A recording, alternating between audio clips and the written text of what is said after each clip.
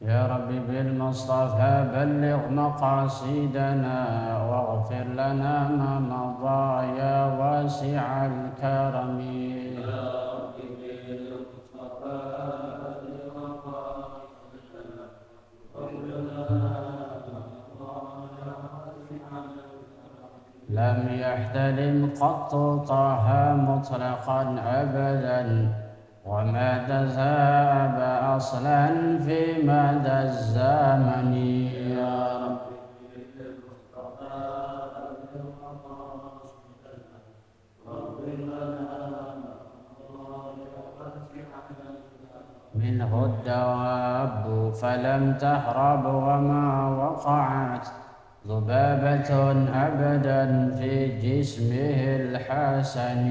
يا رب مصطفى بلغ مقاصدنا واغفر لنا ما مضى يا واسع الكرم. بخلفه كأمام رؤية ثبتت ولا يرى أثر بول منه في علن. يا رب بلغ مقاصدنا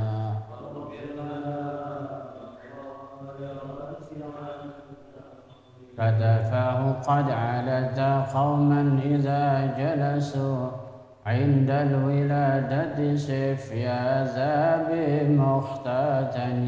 يا رب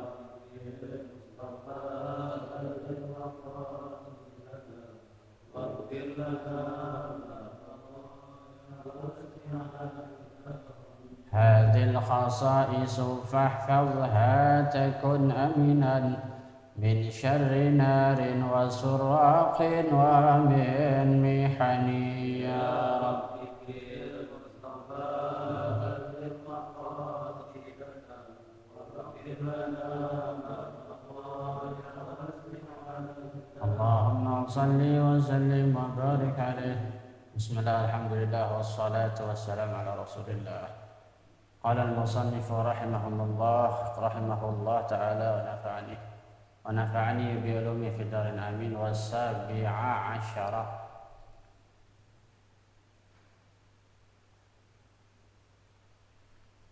والسابع عشر أن يطهر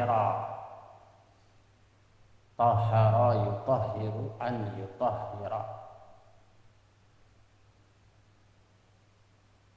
باطنه ثم ظاهره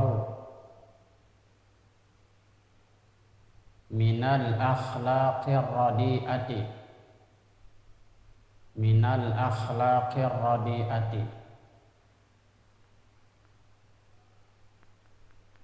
wa yu'ammiruhu atau wa yu'ammirahu bisa juga sama. Wa yu'ammirahu seakan-akan ada wa an yu'ammirahu. Wa yu'ammirahu bil akhlaqil mardiyyati. Bil akhlaqil mardiyyati. Faminal akhlaqir razilati faminal akhlaqir razilati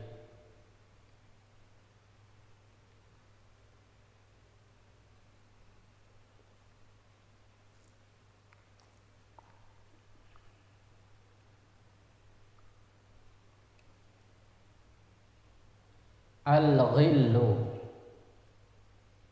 wal hasadu wal baghyu wal ghadabu li ghairillahi ta'ala wal ghishu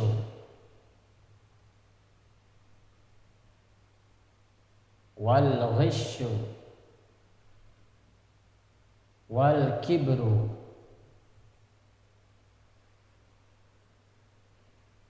war riya'u wal ujbu was sum'atu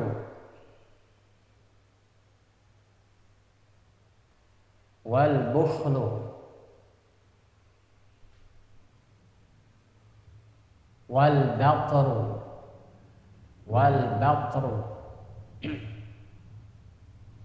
wat tama'u wal khuyala'u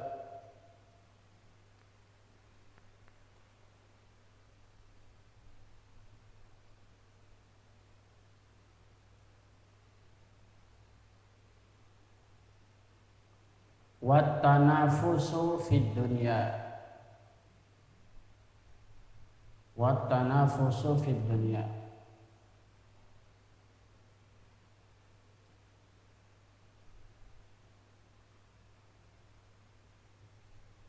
itu tadi wal khuyala itu bisa dibaca wal khayla, lebih nyambung wal khayla. Kalau khuyala itu orangnya, ini sifat wal khayla'u hamra'u.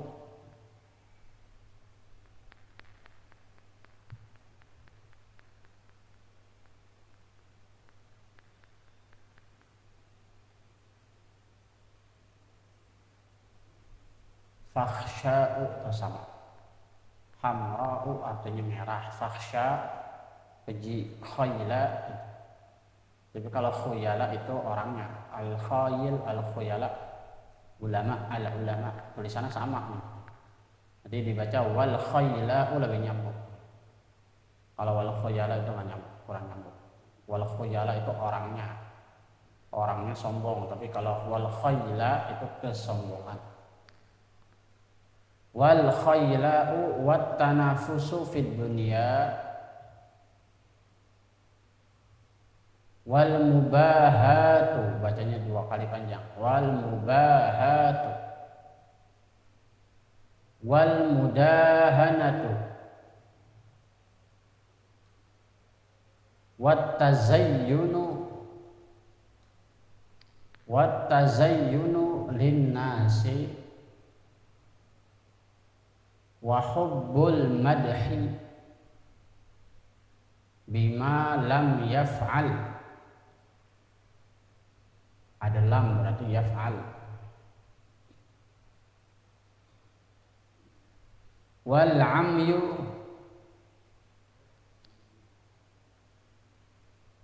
amyu an uyubin nafsi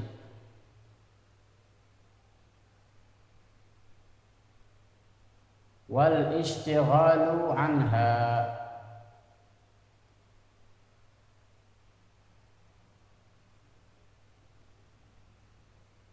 Atau wal amyu an uyubin nafsi wal istighali, lebih nyambung wal istighali anha, karena an ya, an uyubin nafsi wa anil istighali gitu.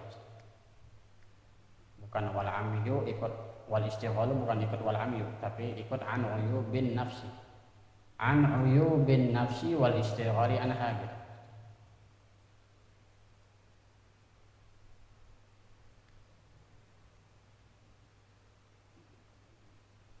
Atau kalau dibaca wal istighalu anha nyambungnya ke belakang tuh bi uyubil khalqi ya.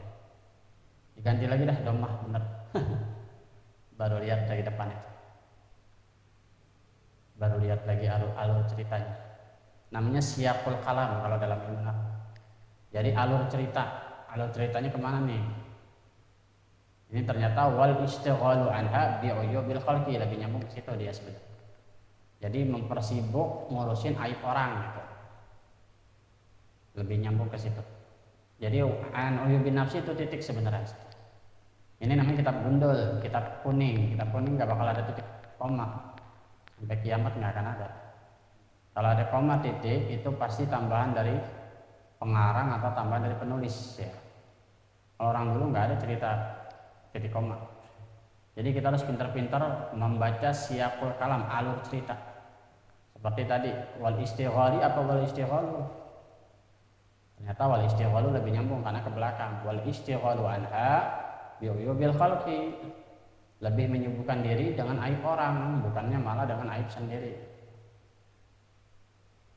Wal hamiyatu wal asabiyyatu wal hamiyatu wal asabiyyatu li ghairillahi ta'ala Wal ghibatu, hati-hati baca wal ghibah, jangan dibaca wal ghaibah. Wal ghibatu, banyak tulisan Arabnya sama, baca beda, matanya beda nanti di depan. Banyak banget.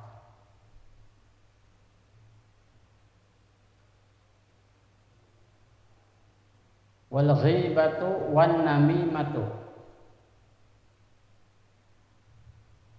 Wan namimatu wal buhtanu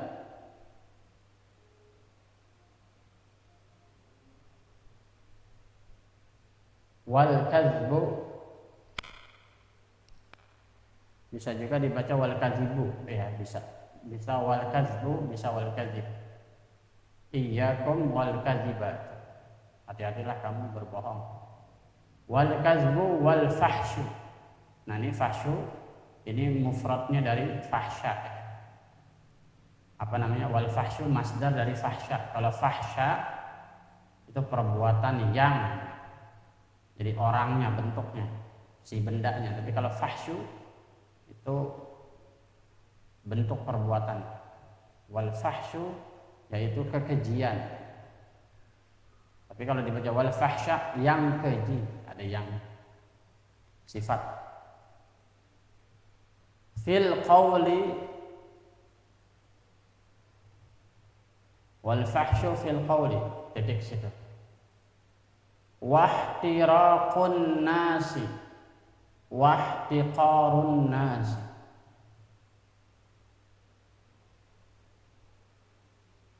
Fal hazaral hazara, diulang 2 kali. Fal hazaral hazara. Asalnya fal hazara al hazara, al hazara al hazara. Jadi kalau dalam ilmu balaghah, apabila ada kalimat yang sama diulang tuh namanya taukid. Awas, hati-hati, awas, hati-hati. Kalau orang jalan becek, kita bilang apa? Awas, hati-hati. Tapi udah becek berlobang, kita ngomongnya 2 kali. Awas, hati-hati, awas, hati-hati. Mananya apa? Penekanan, taukid. Apalagi yang lewat mbak cantik, wah 3 kali ngomongnya. Kalau perlu tonton. Awas, ada di tangannya sambil ngeraba, sambil nonton. Itu namanya taukid dalam ilmu bahasa. Fal hazara al hazara, al hazara al hazara, hati-hati, hati-hati. Fal hazara al hazara min hadhihi sifatil khabithati. Min hadhihi sifatil khabithati, itu sak perahu ya, bukan sin gede itu. Cuman tulisannya rapat tuh. Bi khobi itu ada ya, terus sak perahu tuh, bukan gigi itu. Ya, bukan gigi sak gede, sya bukan. Min hadhihi sifatil khabithati, sa. Wal akhlaqir radhilati. Fa innaha babu kulli syarrin, babu bukan babun. Fa innaha babu kulli syarrin, bal hiya syarru kulluhu, bal hiya syarru kulluhu. Barisin aja dulu semua, panjang banget dari bawah.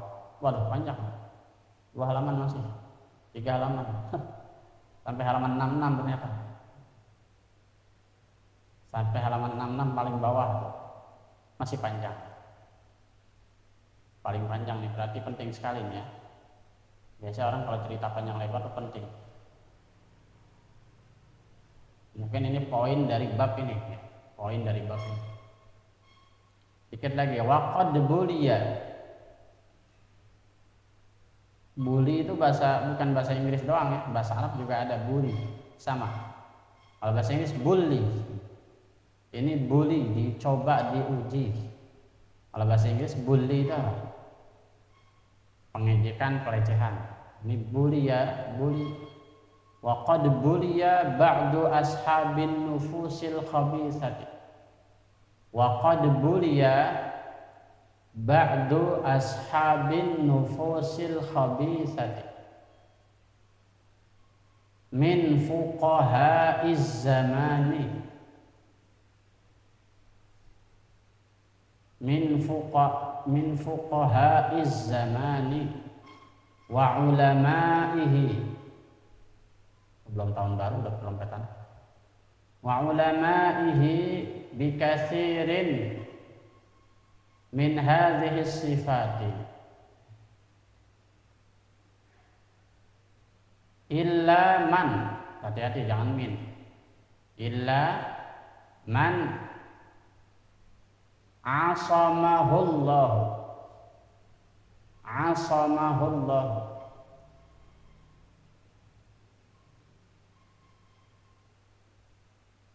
illa man asamahullahu ta'ala. Yang lain berapa? Sambil nunggu nih baris terus. Jalan-jalan pengen libur. La siyama al-hasada. La siyama al-hasada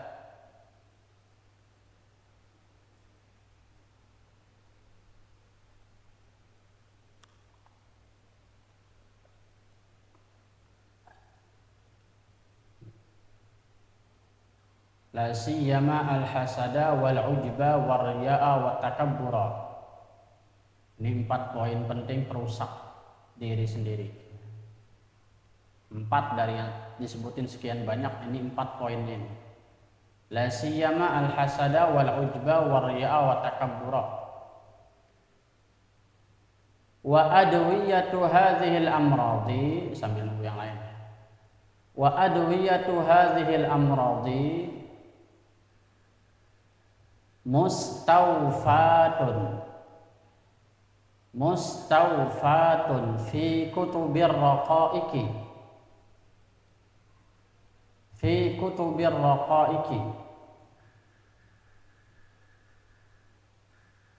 faman arada, kalau famin nggak bakal boleh, nggak nyambung. Faman arada, tapi kalau ada tak marbuto aroda tak berarti famin irodati. Tuh bedanya di situ. Ini faman aroda tathhira nafsihi, faman aroda tathhira nafsihi minha fa'alaihi bitilkal kutubi wa min anfa'iha wa altafiha kitabu, atau kitabun, pakai kitabun aja, kitabun bidayatul hidayah. Nah, kitab bidayatul hidayah ini disebutin Mbah Hashim, kitab yang saya kaji sama ibu-ibu, ini bagus. Selain fikih, akhlak, adab, kitab kecil, ringan, murah. Kitabun bidayatul hidayati lil imamil Ghazali, Imam Ghazali, yang disyarahkan oleh Syekh Nawawi Al-Bandani. Nama syarahnya Maraqil Ubudiyah. Itu kitab tentang ibadah, fikih, adab, akhlak, dari bangun tidur sampai tidur lagi. Doa-doanya juga ada, ringan. Persatuan dari berbagai kitab, dari Al-Azkar, dari mana. Bukan dari Al-Azkar, dia lebih tua dari Al-Azkar. Maksudnya kitabnya mirip ya. Apa yang disebutkan di Al-Azkar ada di dalam Al-Ghazali, Bidayatul Hidayah. Salah satu yang paling poin dalam kitab Bidayatul Hidayah itu ada doa-doa wudu ya. Doa-doa wudu, doa membasuh anggota badan. Udah apa belum kalau lagi wudu tuh? Ini wudu banyakan bengong ya. Lagi megang air tuh, alhamdulillahilladzi ja'alal ma'a tahuran. Segala puji bagi Allah yang menjadikan air ini suci, mensucikan. Tuh, jangan udah belajar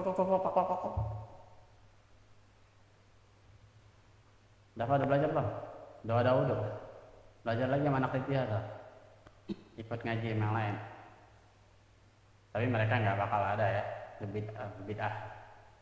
Karena Imam Nawawi sendiri bilang nggak ada bid'ah doa anggota badan. Kalau Imam Nawawi lagi wudu ya diam. Tapi kalau kita diam nggak mau. Imam Ghazali ngajarin tuh, alhamdulillah dari jalan ma'a tahuron, terus basuh tangan kanan, kucak-kucak. Allahumma ini as'alukal yumna wal barakah. Tuh. Ya Allah, aku meminta kepadamu golongan kanan dan berkah. Begitu tangan kiri, wa a'udzubika minasyu'mi wal halakah. Wudhu begitu lama. Dan airnya jangan digedein, jangan dipolin, ini buang-buang air, kecil-kecil aja.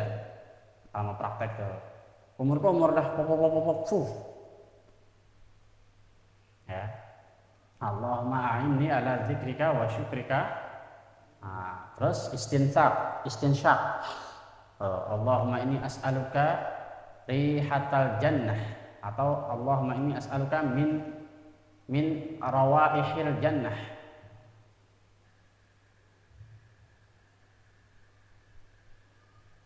Wa husnid dari. Terus istinsarnya ngeluarin air. Wa a'udzubika min rawaihin nar wa su'id dari. Apa kan? Dip. Basuh muka sambil niat nawaitul wudu. Tuh, set. Baca lagi, ambil lagi. Allahumma bayyid wajhi binuri hidayatika kama nawwartal arda binuri syamsika abadan abada. Ya Allah, beningkanlah wajahku, putihkanlah wajahku sebagaimana Engkau memberikan cahaya alam semesta dengan matahari abadan abada. Wala tusawwid wajhi, janganlah engkau hitamkan wajahku. Yauma tabyaddu wujuhu a'da'i, pada hari nanti di mana musuh-musuhmu wajahnya menjadi hitam. Hitam itu maksudnya dosanya. Penting itu kitab Bidayatul Hidayah paling dasar, ini disebutin membahas ini. Bidayatul Hidayah. Ini kajian saya tiap Rabu sama ibu-ibu. Rahimahullahu ta'ala. Semoga Allah merahmati Al-Imam Ghazali. Kita mulai aja dah materi ini.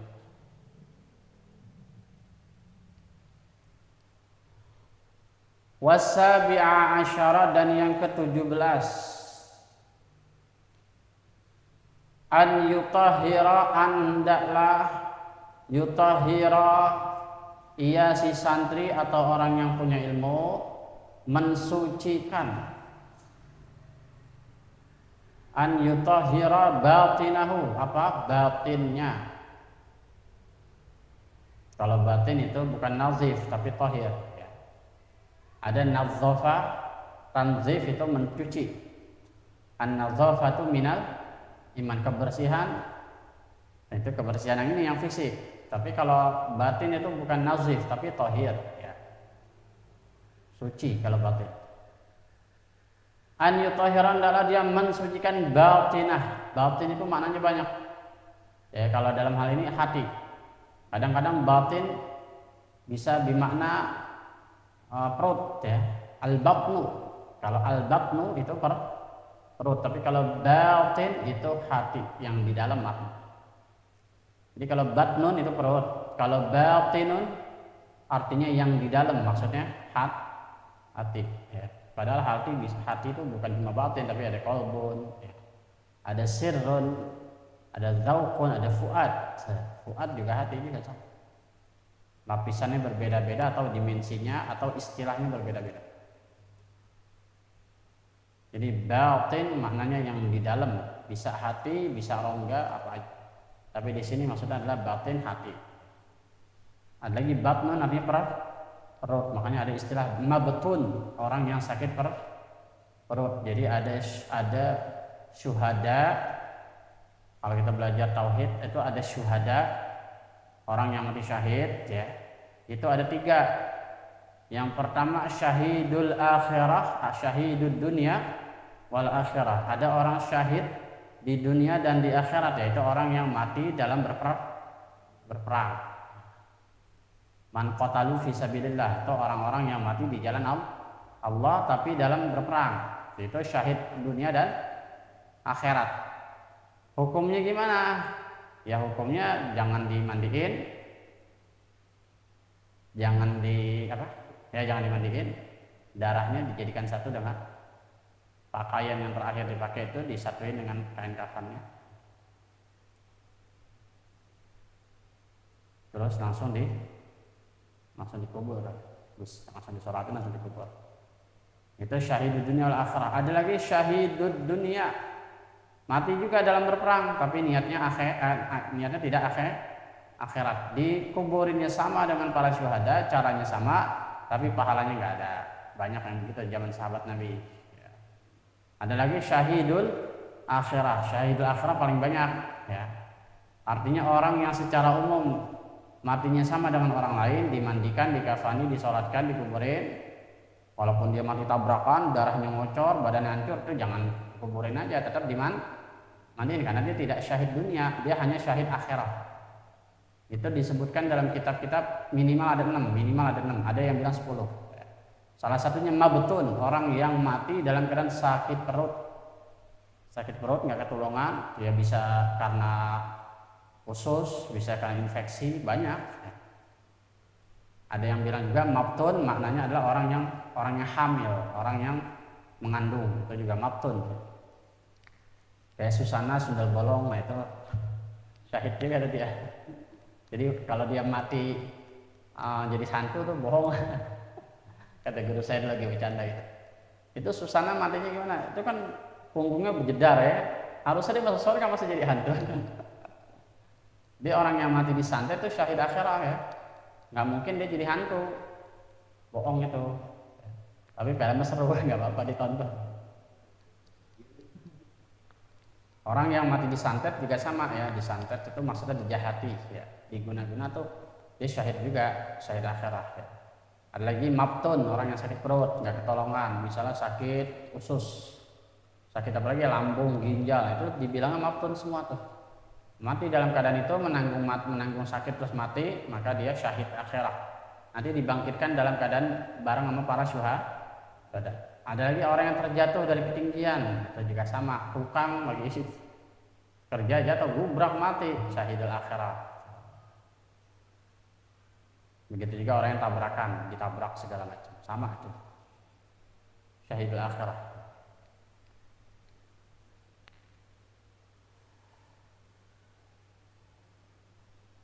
Tsumma zahirah, kemudian juga zahir. Jadi batin dulu baru zahir, tampilannya juga disucikan. Tampilan tuh badannya, mulutnya, cara ininya, cara berperilaku itu namanya zahir.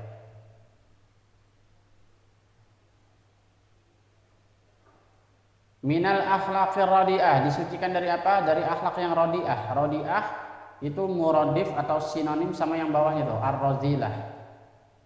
Ar-radiah, ar-razilah maknanya sama, yaitu akhlak yang buruk, yang tercela. Karena Mbah Hashim merincinya pakai yang kata-kata ar-razilah nanti, bukan radiah lagi. Jadi yang disucikan dari akhlak yang radiah. Kenapa di sini menggunakan radiah padahal di bawah nanti razilah? Karena tadi ngomonginnya batin dan zahir. Ya, batin dan zahir. Zahirnya juga dibuat menjadi bagus. Itu namanya radiah. Radiah itu ya radiah, ya, tercela, jelek. Wa yu'ammirahu, dan hendaklah dia memakmurkan dirinya.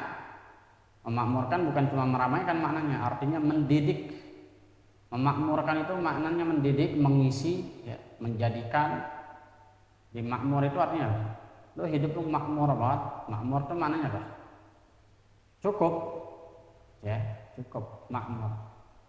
Wa yu'ammirahu, dan memenuhi, mencukupi, mendidik, menjadikan. Makmur itu maknanya banyak.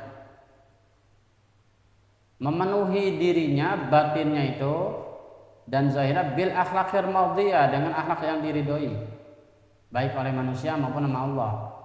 Sudah paham tuh pasti. Faminal akhlaqir radhilah. Nah sekarang dari akhlak yang tercela, pakainya kalimat apa? Radhilah, sama dengan radiah tadi. Dan rincian akhlak tercela itu apa aja? Al-ghillu. Al-ghillu itu dalam ayat Quran, makana li nabiyyin an yahul, ya, waman ghalla waman yaghlul ya'ti bima ghalla yaumal qiyamah. Para nabi itu haram yang namanya merantai dirinya. Maknanya apa? Ibarat makanan tuh maunya dikekang sendiri kayak monyet. Di mulut ada, tangan ada, diketek juga ada. Padahal yang dimakan cuma satu. Begitu loncat ke pohon lain, yang lain jatuh semua, tinggalan di mulut. Mulutnya jatuh juga. Nggak dapat apa-apa. Yang monyet itu kan kalau dikasih pisang 10, semuanya diambil. Satu. Dijepit juga di tangan. Jadi kalau guru saya dulu di Majalengka ngomong, kenapa monyet kaki jadi tangan, tangan jadi kaki? Itu simbol. Jadi kakinya itu juga pengen ngambil makanan juga, ngerti nggak? Kakinya kan tangan ya. Pernah lihat monyet kan? Kalau belum lihat ya kita keraguan. Kenapa monyet itu kakinya tangan? Karena gambaran orang serakah. Dengan kaki itu dia bisa masih megang-megang, padahal tangannya bisa juga. Nah, diketek disimpan juga. Begitu dia loncat ke pohon, tujuannya mau bagi-bagi teman ya, jatuh semua. Gara-gara kejedot, jatuh juga yang di mulut. Itu monyet. Jadi kalau kita Buya Hamka tuh, kalau kita ke Masjid Jami Al Azhar yang di sisi Ngamangaraja itu Blok M, ada tulisan, kalau hidup cuma bekerja, kera juga bisa bekerja. Cuman kerjanya kera ya begitu. Kerjanya keras, hasilnya nggak ada. Itu ghil itu bisa bermakna bakhil, pelit, kikir.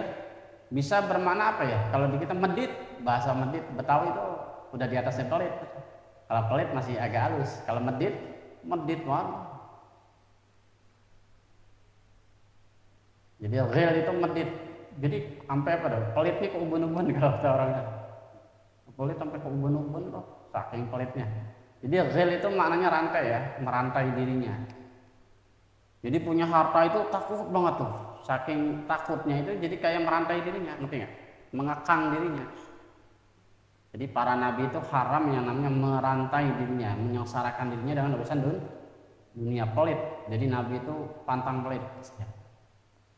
Kata Allah, "Wa man yaghlul ya'ti bima ghalla yaumal qiyamah."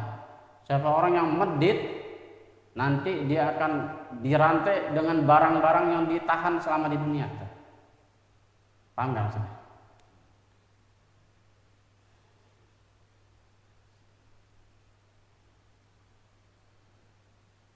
Berebut warisan, gara-gara warisan berantem saudara. Ntar sudah di hari kiamat kontrakan diseret-seret, bawa tuh kontrakan. Itu namanya ghil ya. Jadi maknanya tuh leher diikat. Makanya kalau kita lagi doa ayat, doa habis rambut, kuping, terus kan sini nih, tengkuk. Tahu nggak? Apalagi subuh dianjurin tuh air kita ambil tengkuk. Allahumma fukka raghabati minan nar wa a'udzubika minas salasil wal aghlal. Baca doa itu. Ayat. Apalagi kalau pagi subuh. Itu untuk menangkal tiupan jin, tiupan setan. Karena kalau subuh kan setannya banyak.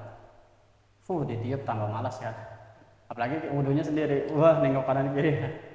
Itu bacain tuh belakang buat jimat. Bacanya dalam kitab Murakil Beriah tadi di Bidayatul Hidayah, Allahumma fukka raqabati minan nar. Ya Allah, bebaskanlah leherku dari api neraka. Maksudnya diriku, leher itu simbol. Wa a'udzubika minas salasil wal aghlal, dan aku berlindung kepadamu dari rantai salasil. Wal aghlal dan belenggu, mananya sama. Jadi belenggu. Ghil itu belenggu, borgol sama ya. Salah satu akhlak yang tercela adalah medit, bukan pelit lagi. Kalau bukhlun itu pelit, nanti di bawah ada bukhl yang tadi ya. Tapi kalau ghil, medit banget, parah itu. Wal hasadu, dengki, hasud, dengki.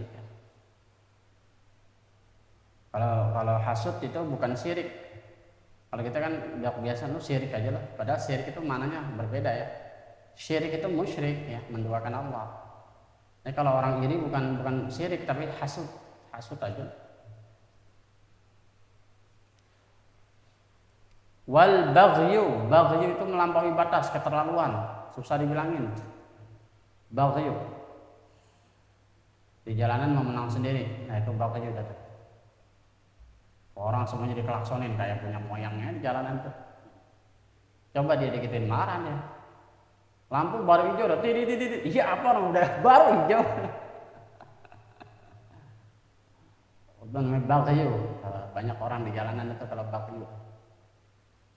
Wal ghadabu, marah. Marah juga nggak bagus. Tapi ada tapinya nih, lihat di depan. Li ghairillah, marahnya bukan karena Allah. Jadi kalau marah karena Allah boleh, bagus. Marah karena Allah itu ya kita ke anak, ke istri, ke bini ngobrol sama tukang kredit keasikan, pukul yang begitu tuh. Lemparin panci kalau perlu. Nah itu marah karena Allah. Dulu ada sahabat Nabi namanya Sa'ad, ya lupa saya Sa'ad bin siapa. Sa'ad banyak ya. Bukan Sa'ad bin Abu Waqqas, pokoknya namanya Sa'ad. Itu bininya ngobrol sama tukang panci ceritanya, gampangnya gitu. Itu dipukulin tuh laki gitu. Orang yang ngobrol sama bininya. Dipukulin sampai bonyok. Nah, diaduin lah kepada sahabat. Apa Nabi mukanya merah bener. Bukan marah ke saatnya, tapi marah sama orang yang dipukulinnya. Aku lebih cemburu dari Sa'ad. Dan Allah lebih cemburu dari aku. Jadi Nabi merasakan cemburu sebagai seorang suami, dan perasaan Nabi berlipat-lipat kali, padahal bukan istrinya. Itulah hebatnya Nabi. Makanya orang yang tidak punya cemburu terhadap istri, terhadap anak perempuan, terhadap adik perempuan, kata Nabi disebutkan jayus, ya. Jayus, ya. Jayus pakai sin gede. Itu dalam kitab Nasaihul Ibad. Bukan Jayus Tambunan, udah mati. Jayus, orang yang tidak punya cemburu. Nanti bininya masuk neraka, nah dia pasti dibawa tuh. Anak perempuan yang masuk neraka, dia pasti dibawa. Itu orang yang jayus, orang yang tidak cemburu. Ya, pokoknya anak perempuan gak dijagain, dia mainnya diantepin, pulang nggak dicariin. Nah itu beda lagi. Kalau kita udah bilangin, diarahin, beda. Gugur kewajiban.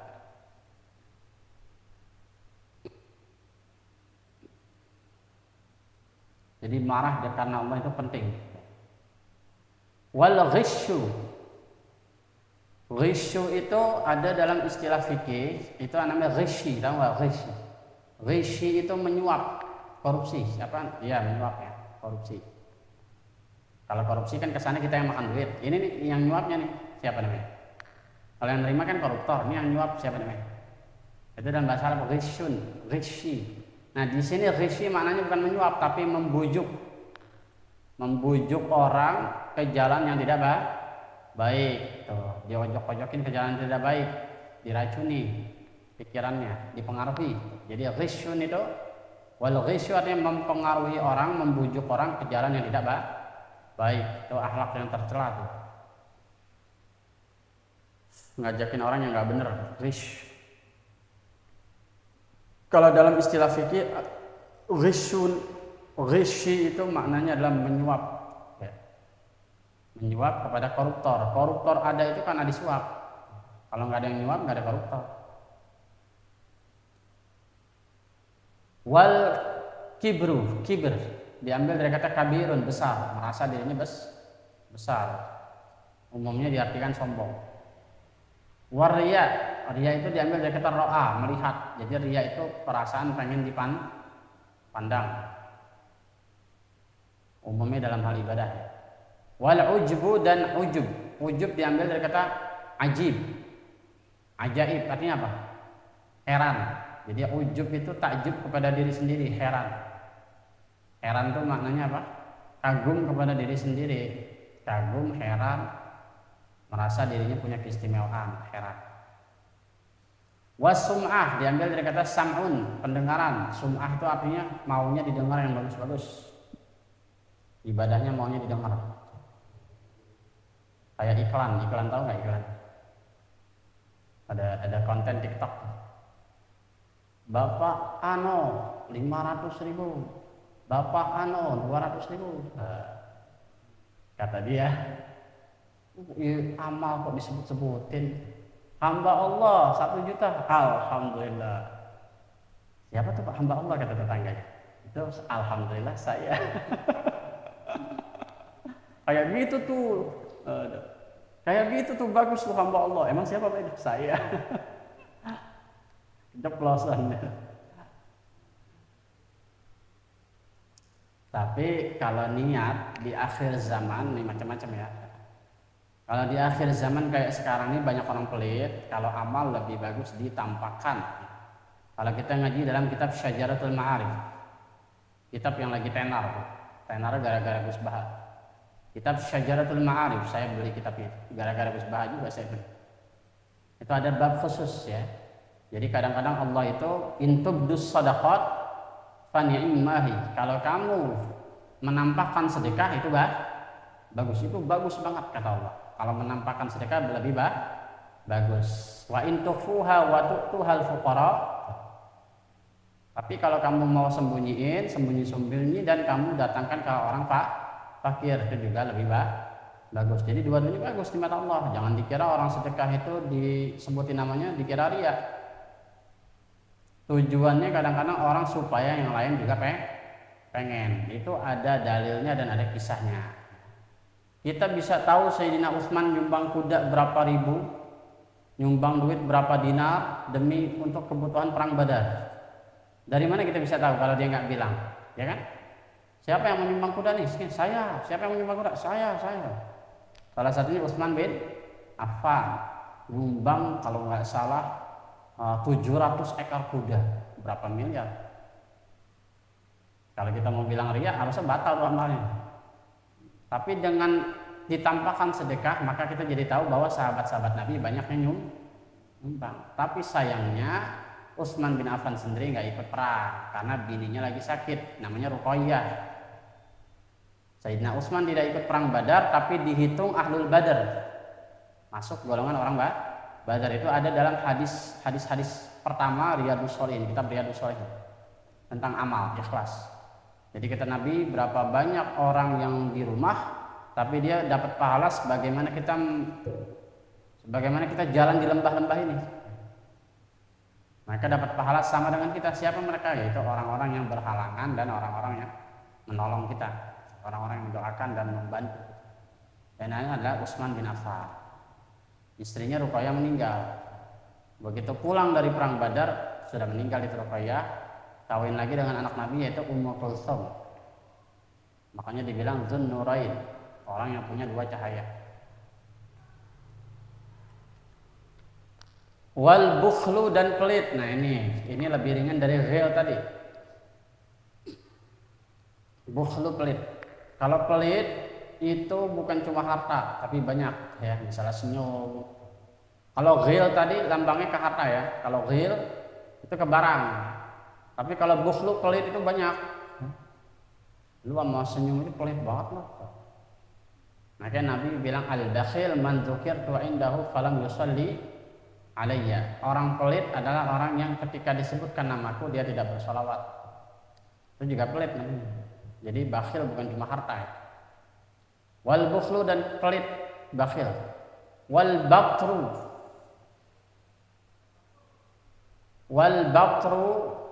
ini apa ya tadi?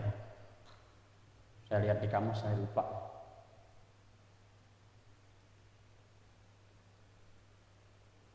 Ntar tandain, saya lihat dulu, takut salah.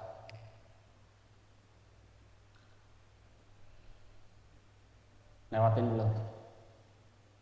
Saya buka kamusnya nanti. Wattama'u dan serakah.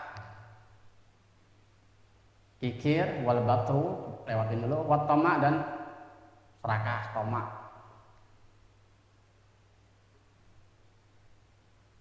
Wal khayla itu sombong ya.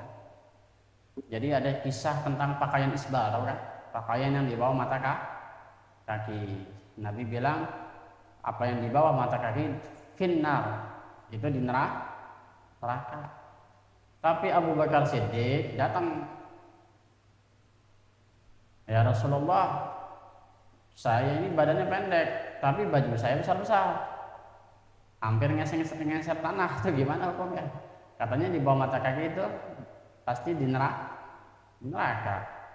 Maka kata Nabi mengatakan lasta man fa'ala dzalika atau man yaf'alu dzalika khuyala'a. Kamu bukan termasuk yang orang melakukan hal itu karena sombong. Jadi siapa orang tuh yang man asbala, siapa orang yang menjulur pakaiannya khuyala, dengan syarat karena sombong. Jadi bukan isbalnya yang jadi masalah, tapi sombongnya. Tapi memang rata-rata kalau pakaian ke bawah itu emang sombong, kelihatannya kayak angkuh. Jadi lebih bagus hukum isbalnya kita pakai, sombongnya juga lebih dipakai lagi hukumnya. Dua-duanya, jangan dikatain celana cingkrang itu sunnah. Kalau di pesantren justru disuruh cingkrang ya. Karena kalau orang celananya ngeser atau sarungnya ngeser tuh santri pasti malas tukang tidur. Biasanya sarungnya ngeser karena jarang benerin. Tapi kalau dia sering kerja nyari kayu bakar, rajin orangnya, biasanya kainnya tinggi. Wah, diangkat mulu. Sampai saya kebiasaan pakai sarung itu setengah betis. Sampai sholat aja kelupaan, kadang-kadang lupa nggak diturunin, nggak digituin lagi. Karena kebiasaan disuruh-suruh ustad tuh, itu kan simbolnya gitu. Kata Roma Irama apa? Rambatera tahayu, ya. Sing-singkan apa? Lengan baju, simbolnya apa? Coba orang yang bajunya rapi kayak ini, mau nggak kerja? Nggak mau. Jadi penting ya, celana tinggi itu bagus. Jadi jangan dikatain orang-orang yang celananya cingkrang. Tapi unsur Nabi mengatakan itu di neraka bukan karena cingkrangnya, tapi karena sombong. Biasa orang itu pemalas, sombong, angkuh. Karena orang Yahudi itu dari dulu kalau yang namanya nikahan, ketemu dengan saudara itu celananya selalu kayak pengantin zaman sekarang tuh, pengantin tenar. Pengantinnya Islam pakai jilbab, bajunya 12 meter. Dipegangin sama bocil-bocil, niru gereja. Mereka campur aduk ya. Ada lagi kiai disuruh doa, pengantinnya datang, pengantinnya dadanya kelihatan, serba salah jadi kiai. Gue kagak datang, tapi dia marah tuh tuan rumah kan gitu ya. Ustadz sombong banget, diundang kagak datang. Tapi pengantinnya kadang-kadang menampakkan maksiat, bener nggak? Belanja artis-artis. Kiai serba salah, nggak dipandang sayang. Iya nggak? Kalau mau jujur, wah pernikahan kita udah campur aduk. Ada lagi abis akad nikah cium-cium istrinya, walaupun cium keningnya kita tahu. Kalau gereja kan beda. Cium kening itu juga maksiat. Kalau di Madura disambit itu. Sekarang di Madura ada kiai dari Banyuanyar. Itu keras banget. Banyuanyar terkenal pesantren gede, pesantren besar. Terus setiap tahun mengeluarkan alumni sebanyak 1.000. Kayak apa tuh pesantren gede banget tuh. Itu kalau ada orang nikah habis itu pajang di itu disambit, dilempar ya pakai aqua. Maksiat tuh. Orang ulama dulu tuh luar biasa fanatiknya. Kita kagak. Pasang cincinnya lagi lamaran, pasang cincinnya, pasang cowoknya. Udah campur aduk ya. Jadi Islam kita tuh udah parah bener, hancur-hancuran. Nah kita nanti kalau punya anak, punya saudara, nanti kita pakai tuh hukumnya. Tapi jangan orang kita hukumin, ntar berantem. Lagi bawa gua lagi, kata ustadz juga boleh. Mana ustadznya sih gitu ntar. Kalau kita punya anak, kita praktekin islaminya gitu maksudnya. Tapi jangan didik orang, kalau orang berantem. Tapi itu fenomena ya. Ayo cium-cium istrinya. Ustadznya bego lagi samanya temen tuh. Jadi kita serba salah tuh, mau pulang gak enak, belum dapat makan ya kan sayang. Terus pulang dulu kan gak diamplopin. Bener gak kira-kira? Gak pulang tapi ngeliat tuh, kan serba salah. Tahu dah, kayak gitu Islam tuh. Wat tanafusu fid dunya, dan tanafus fid dunya. Tanafus diambil dari kata nafas, lega. Jadi berlega-legaan dalam urusan dunia, pengennya leha-leha gitu maksudnya. Ada artis beli kasur 300 juta, Masya Allah, kasur 300 juta buat apa? Bangga-banggaan doang, ya enggak? Tidurnya sama ya sama kita. Enak kan tidur di ubin ya mananya. Wal mubahatu udah segitu dulu. Wallahu a'lam bishawab. Al-Fatihah. Bismillahirrahmanirrahim. Alhamdulillahirrahmanirrahim. Iyyaka na'budu wa iyyaka nasta'in. Rabbana taqabbal minna innaka antas samiul alim wa tub 'alaina innaka at-tawwabur rahim. Sallallahu alaihi wasallam.